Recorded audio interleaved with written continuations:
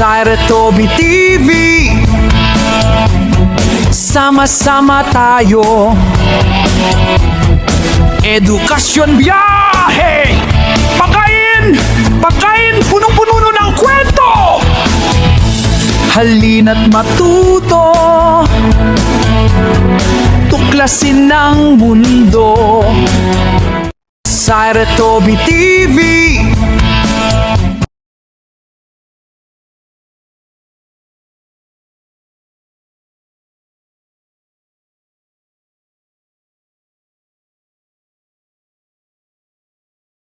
Go. Ikaw si? Grant po. Bali, ilang taon ka na nagmoryon? 4 na tao po ngayon. So, nag-start ka ng ilang taon ka? 8 years old po. 8 years old. Tapos, sino yung nagdala sa'yo dito para magmoryon ka? Nagpunta po ako sa Legions para po makasali. Sumali. 1 taon lang po ako doon. Tapos, lumipat po ako sa Mistan. Bali, 3 taon ko na po ngayon sa Mistan. Sa Mista. Ang Legions ay government siya ng Marinduque? Opo.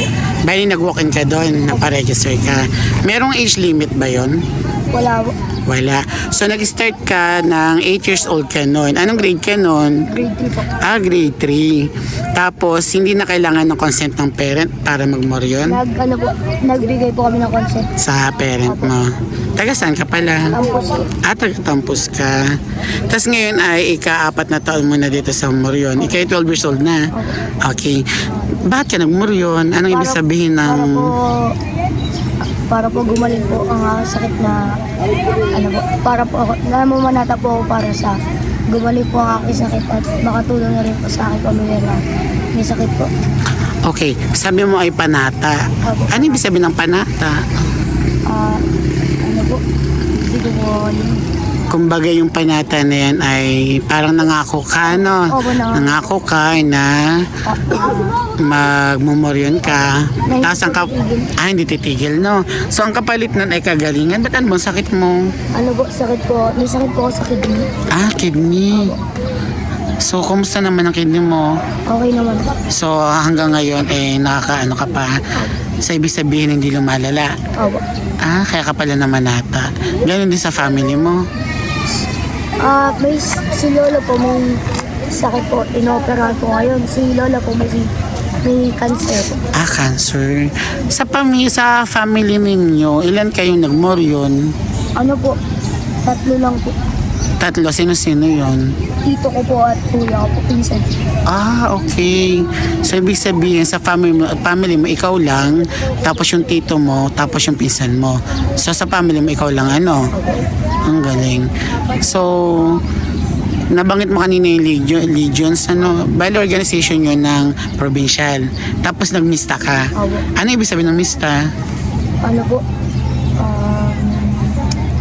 Mista Morion po na... Ibang organization siya na hindi ng government natin. Parang ibang grupo naman siya sa probinsya.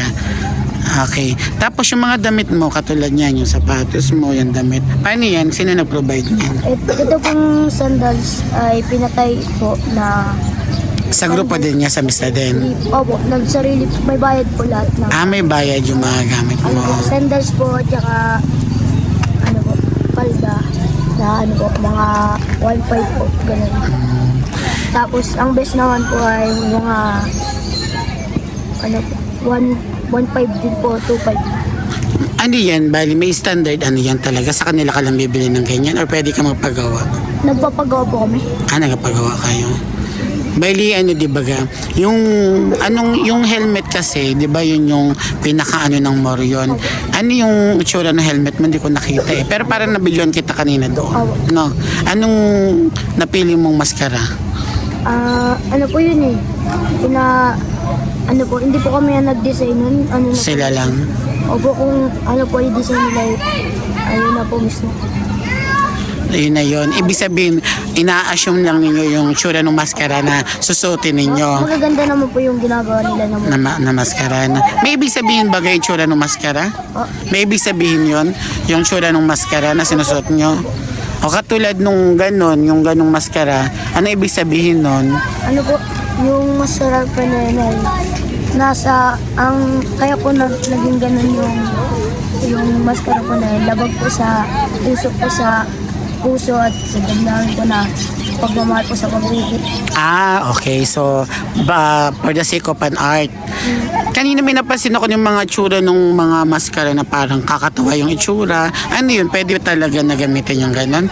Opo. Hindi naman kayo pinagbabawalan.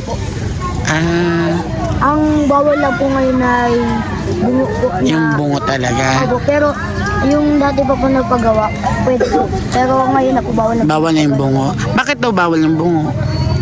Hindi ko din po alam. Okay, so pinagbawal talaga yung bungo. Pero kasi yung mga maskara na yan is, ang resemblance niyan kasi yung mga Roman soldiers, di ba? So, ibig sabihin, hindi ka basta-basta magsusuot ng maskara na hindi prescribe ng mista. Na siyempre may pinagbabawal nga katulad nung bungo.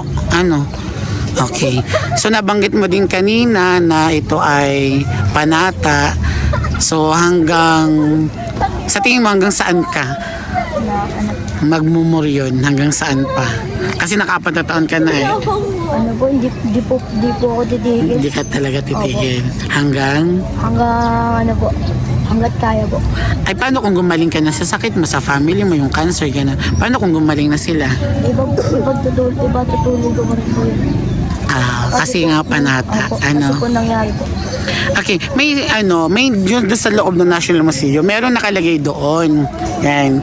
Pag daw suot-suot mo yung maskara, hindi daw pwede makita yung mukha mo eh. Opo. Di ba, aware ka sa ganon? Opo. Ano ibig sabihin nun? Nagbobonet po kami tapos nagbabalabay. Okay, so kailangan talaga hindi kita yung mukha doon sa kasi ang sabi nila nun parang dahil nga namamanata ka, hindi para ma-expose yung tsura mo sa public. Ganun pala yun. So pag mga walang event, halimbawa ngayon, wala pa tayong ginagawa, so hindi ka nakasuot ng maskara mo. Okay lang naman yun. Opo, pwede naman po. Kung gusto mo po magsuot, pwede naman po magsuot. Hindi naman po pinagbabawal. Okay. So ibig sabihin ay medyo may mga pagbabago na rin pala ngayon. Sige, anong pangalan mo? Okay, Grant, thank you so much sa time. Salamat, sana may pagpatuloy mo pa ng mahaba ang iyong pamamanata. Thank you so much.